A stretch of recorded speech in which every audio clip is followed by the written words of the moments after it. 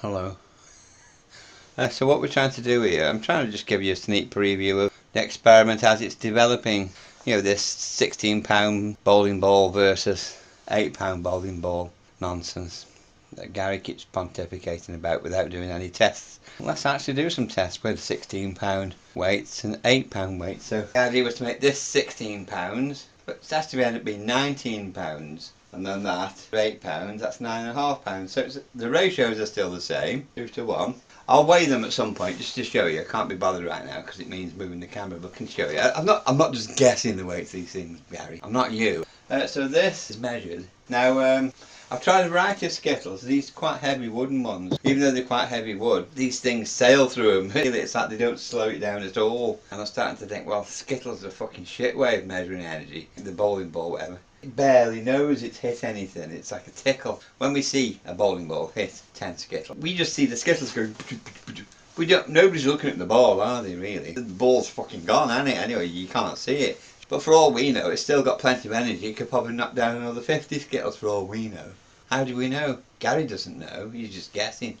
He's guessing that hitting Skittles is a good way of measuring how much energy the ball has. But it isn't a good way of measuring, is it? Because he's never done any checks. None whatsoever. All he's done is guess. Now, at least I'm trying. I'm not saying this is perfect. But obviously it's not. I'm just some layman, ex-electrician, doing my best to try and put together some experiments to see what will work and won't work. Anyway, these are fat lawyers because the £8 one just fucking sails straight through them. Oh, these are on tracks, by the way, to reduce friction. Now these are some lightweight Skittles which are even less used. You don't know until you try, do you? You have to try these things. I do make the effort. So when Gary says that trains xylophone or don't xylophone, and you think, what's Gary on about? Trains xylophoning. Doesn't he mean concertina? Yes, he does. He's confused, isn't he? Because he's a thick bastard. But even so, I thought, well, if Gary wants to see trains or other vehicles xylophoning, that's what he shall have. Here we go, tortoise. Just for Gary. There's your train xylophoning, Gary. Are you happy now? Are you happy now? Right, fuck off, Gary. You prick. A more realistic test I figured what might work better is filling bottles with water, 1 litre each, that's 1 kilogram. I put them in these slots so that I don't want them just falling anywhere. I want them to fall out of the way so that it's a fair test. So that when this carries on going, they aren't going to just fall into the path and then ruin the test. I want them to fall out of the way, which is why I put these pigeonholes, these slots. I know it's not a work of genius, Gary, but let's compare it to the effort you've made. Let's have a quick look now. And there was Gary's effort. Now, let's move back to mine. Okay, now we've listened to Gary's pathetic guesswork. I've not showed you the other bit, really. How these get propelled down the tracks. Framework to try and keep it nice and solid. But basically what I've got here is, that's a tape box. Yeah, they hold recording tape. For those of you who are too young to know what recording tape is, that's recording tape. But these particular types of boxes, the lid is hinged and the tape pops inside there. So it's a box, right? But here, I've got 2 individual ones. One there, lined up with the first track, and then another one behind it, weighted the same. I've weighted the insides of them. I've put the same amount of metal inside, 1.5 kilograms I suppose roughly, in each, so that they both then exert a pressure against that. And so if I press it against the edge there, it will release the same pressure every time. Same on that one there. So this is the lightweight one, hold it to the same position. You got an idea of what was going to happen there, didn't you? But I can vary the weight within the limit. I might have to modify this arrangement because I'm not sure how much more weight these can take before the hinges give way. So I might have to come up with something a bit more substantial than these plastic boxes. But for the time being, you've got the idea how that's supposed to work. We give that another go. That was quite interesting. I wasn't planning on that, but it just happened, didn't it? Let's see. Now the camera is focusing there, I might as well just show you so you've got a better view. See that's the one. The weights inside that box propels that's half velocity. Then I've got 3. The middle one will do the same again as that one. But the 2 outside ones add extra. When I use those as well, all 3, that's enough weight to propel that one at twice the velocity. And it's just an alternative to doing it with levers, which Gary protested about because he's a fucking idiot. Use springs, you could use electromagnetics, I suppose. Sure, there must be lots of different ways if you think about it, but I'm just doing the simplest way as I can dream up on the day. And I bet Gary hasn't been. In this last week, I've not been watching any of his crappy videos. I've not been missing it in the slightest. I bet he hasn't come up with a single good idea, has he? Let me but guess. I guess he's gone on about the Eddington experiment. Ooh, that's news. Why didn't you tell us about the Titanic, Gary?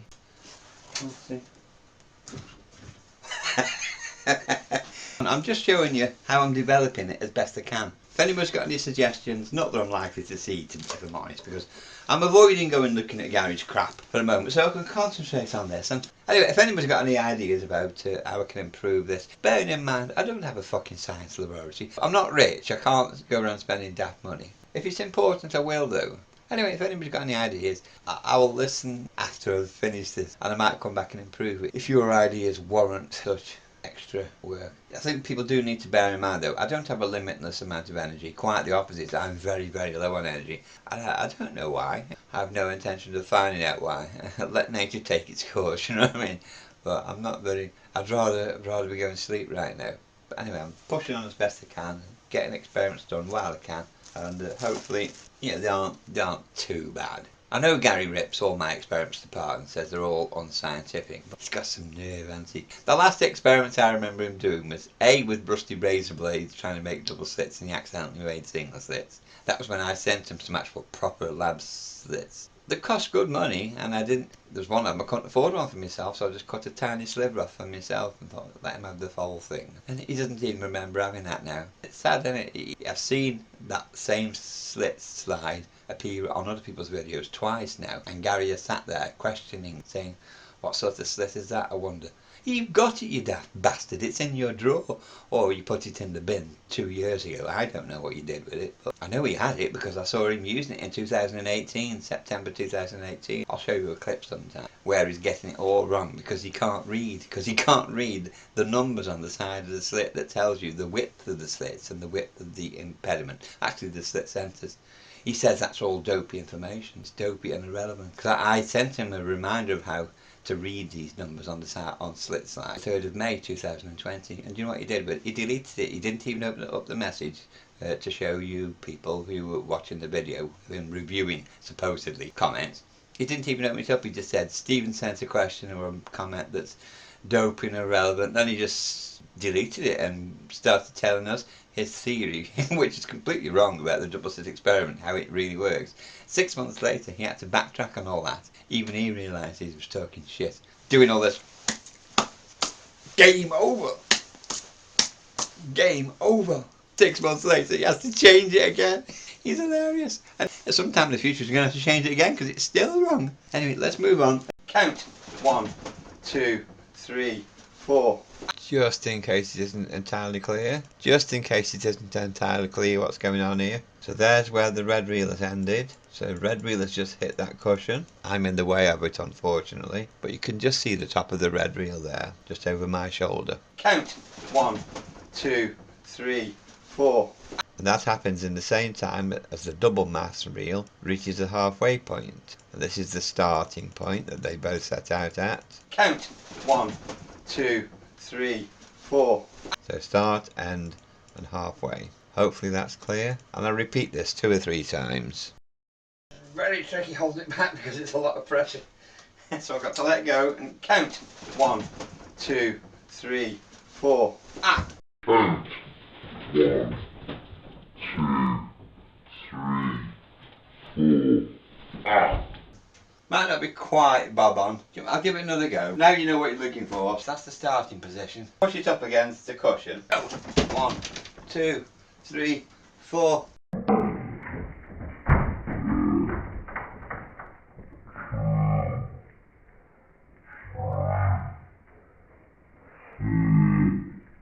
Fine. It's alright when you were just watching it on a video. Round the fucker who's got to make this shit work. Here we go again. 1, 2, 3, 4.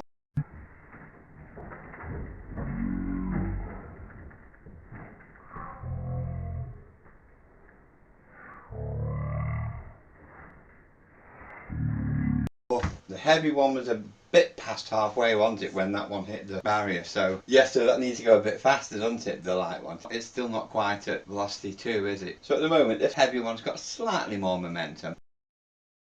This was only intended to be a rehearsal, but in the end I thought, well, it's not going to get any better if I keep repeating it over and over again. I'm not going to get the results any better, I don't think. Are you ready now? Are you ready now?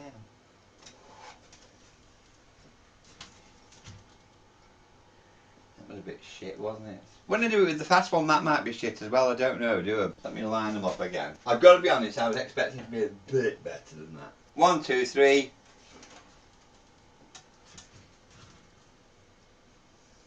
Not very impressive, is it? But then again, like I say, the other one might not be very impressive, so let's take the heavy one up. Can you see we've got a solid copper insert? Before I double its velocity, I'm just going to use the same pressure but on the lighter weight, where it's supposed to now go 1.4 times faster. Same energy, so it's being pushed with the same force.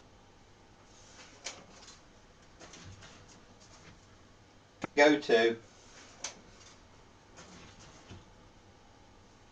See, it's on a par, isn't it, with the other one, the heavy one. So it does look like same-ish energy as the previous one. It's going 1.4 times faster, pushed by the same weight. Half mass, 1.4 times faster, same kinetic energy, does the same damage by the looks of things, in keeping with the formula, as I understand it. It is actually an interesting experiment. How many other people are even bothering to do this? Well, that was actually quite interesting, wasn't it? That was actually quite interesting, I must admit. And that was better than I expected. So it did do like 1, 2, 3, 4, a bit more besides, really, didn't it? And that wasn't even quite double the velocity, was it? I'm quite impressed that actually worked. That was better than I was expecting.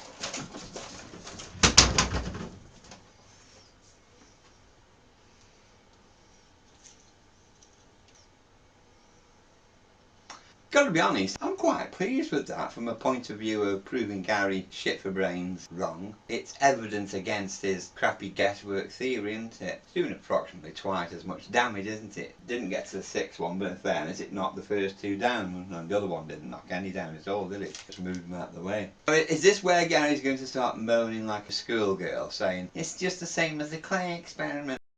So I think it's sufficient to say that Gary needs to now cough up and pay for the experiment that he's been promising to pay for about 2 or 3 months. He said he was going to commission a proper experiment using properly engineered parts, and that whoever was wrong would fund it. Well, I think he should fund it now. I funded this one, I funded all the previous experiments, I funded all his radar experiments, I funded all his sound experiments, I funded all his polarization experiments, I funded all his slit experiments, I've even sent him slits that he's forgotten he's got. I think it's time Gary funded at least something. He promised $50 for someone who could show this kind of evidence. I've shown him this kind of evidence several times over now, and he still hasn't coughed up $50. I don't think he's ever going to cough up $50. He says he never welches on a deal. Well, I don't believe him. I think he will simply wriggle and wriggle, pretend the evidence isn't there, just to avoid paying to someone. Give the money to charity then. I don't particularly want Gary's money. I just don't want to see the guy getting off scot-free with lying what he intends to do. The only time he wants to put his money where his mouth is when he's got a rigged experiment. The one where he conveniently then forgets about the so-called excess friction of the heavy mass object. Suddenly the friction doesn't matter then, does it? Because he's a lying, cheating scoundrel, as I've said before, and will keep saying, because he is. Be very cautious of Gary. I wouldn't buy a raffle ticket from him. Is this where Gary's going to start moaning like a schoolgirl, saying, it's just the same as the clay experiment? I'll tell you what might not be a bad idea if I do the verifying the velocity thing again. Shall I verify the velocity again? Yeah, it's not a bad idea, is it? So I'll move the bottles out of the way again. Remember on that one of those tests before, the bottle fell over? Now I thought, Gary's an idiot. He's going to make an issue of that, I bet. So look, a bottle's fallen over before you'd even started the test. I'm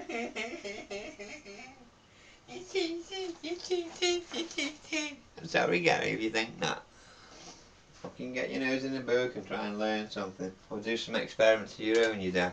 Fucking arsehole. Step 3, so it's not touching any bottles, is it? No. So, to put the heavy one on the other track. Every time I pick up this heavy one, I forget how fucking heavy it actually is. Right, so really hard holding these back. Are you ready? 3, 2, 1, let go. See, that's where I stopped that one, where that one hit the buffer. I'll do it once more. Are you ready? 1, 2, 3, let go.